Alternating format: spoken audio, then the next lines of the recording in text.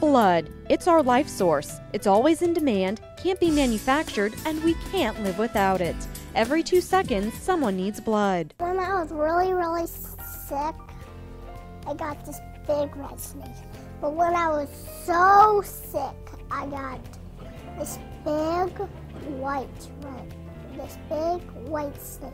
Those snakes were blood and platelets from donors like you. It's really incredible to think about your life depending on someone just going and donating blood. It's really, in a way, scary, in a way thankful, and you feel just mixed emotions when you really do think about that, on how it's really up to you on whether or not you want to go and donate blood. When you donate blood, it's broken down into 3 parts: red blood cells, platelets, and plasma. Each component goes to a different patient in the hospital, hence you can save up to 3 lives with each donation. All kinds of individuals need blood, from individuals that are healthy and experience a trauma such as a motor vehicle accident that might need large quantities of blood for a short period of time till they recover, to individuals with chronic diseases. Get told that your daughter has cancer, you think of chemo and you think of all these things that are going to save her life, but the thing that you really didn't even consider was one day you were going to get a phone call and say your daughter's getting a blood transfusion. But many cancer patients rely on blood and blood products to get through treatment. People don't understand how much it just makes you feel better. You'll be lightheaded and nauseous and just feel really grubby.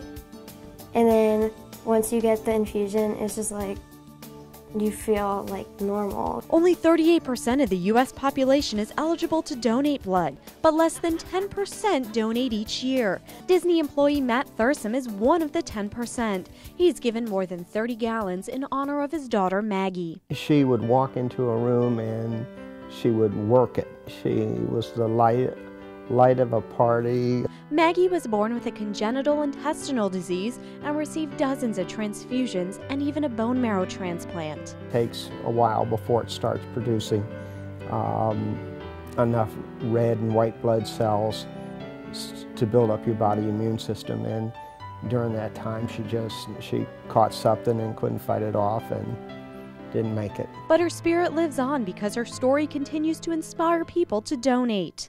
Patients aren't the only ones benefiting from blood donation. When you donate blood, we give you a free mini physical. We check your cholesterol, blood pressure, and run your blood through a battery of tests to check for diseases such as HIV 1 and 2, West Nile virus, syphilis, hepatitis B, hepatitis C, T. cruzi or Chagas, as well as the human T-cell lymphotropic virus 1 and 2. Donating blood saves my life. Hans Frankfurt discovered he had several blocked arteries after attempting to donate blood. And according to the American Journal of Epidemiology, blood donors are 88% less likely to suffer a heart attack.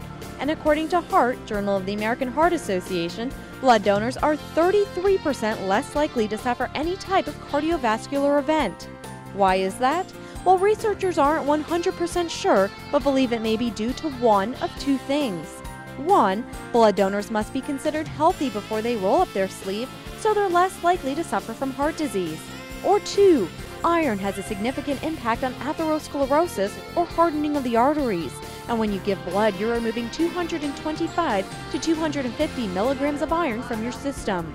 There are some other thoughts that just removing the iron reduces some of the free radical damage that might happen to the blood vessels in the body, and also reduce the risk of heart disease. Approximately 1 in 7 patients entering a hospital will require a blood transfusion. When you have a child that if she falls, she could bleed out and die, it's a pretty special thing that somebody gave their time and their blood or platelets to save her life. Instead of being a fireman or police, which I'm not, I can be just a local hero doing a small part once in a while. For me, it's just about helping and giving hope.